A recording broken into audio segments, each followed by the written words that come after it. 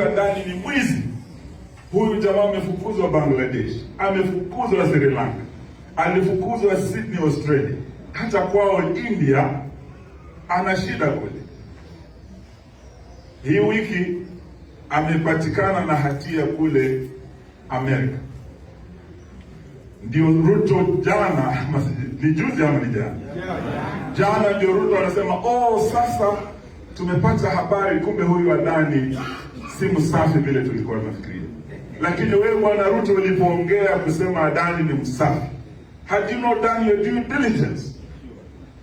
Mzee wetu Raila Odinga uliposema Adani ni msafi, what due diligence had you done? Leo tuko hapa kusema ukweli. Wanasema ukweli ukidhihiri, uongo ufanye nini? Na tukiuliza hii, hatumkosei heshima Rais William Ruto, ama tumkosei heshima mzee wetu Raila Odinga. Kenya hii inahitaji kuokolewa kutoka kwa Adani na wafisadi na rafiki zake bwana Ruto.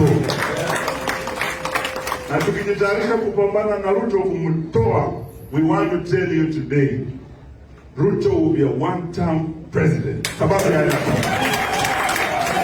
haiwezekani uuze airport, international airport ya Kenya kwa mkora kama Adani. Uende uuze stima yetu KETRAC kwa mkora kama Adani. Uende health uchukue 104 billion na huyu mkora anaitwa Adani. Na wewe utarajie hawa Kenya wanaumia sababu ya failure ya hiyo health system na sera mbovu zilizoleta kwenye sekta ya afya, sera mbovu iliyoleta katika sekta ya kawi, na ufikirie eti wa Kenya watakuchagua uwe rais wao uendelee kuwaibia. Itawezekana kweli?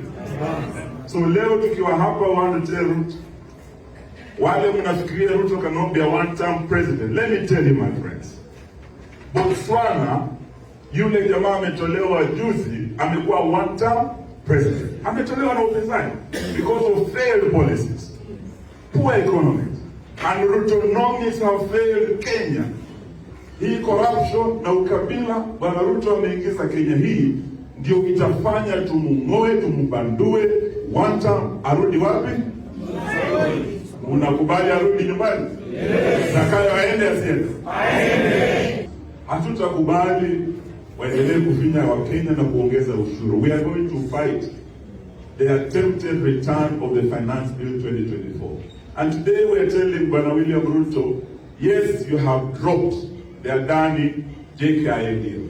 Yes, you have dropped the Adani KETRAC deal. But why have you not extended the same order to the health sector? Sababu tunajua Adani ako kwenye SHA. In fact, we need to call that thing Adani SHA. Adani SHA. Yes. Sisi tulibani shisha hapa. Na mtu mwingine anaturudishia shisha mlango wa nyuma jamani. Sisi tulibani shisha. Sasa hii mambo ya shisha tunasema nini? Tawe. Tunasema nini? Tawe. Na sisi Waluo wa kawaida huwa tunasema riswa wakati pepo imeingia pahali. Hii pepo ya Adani ndio kwa imeingia JKIA fanya nini? Riswa.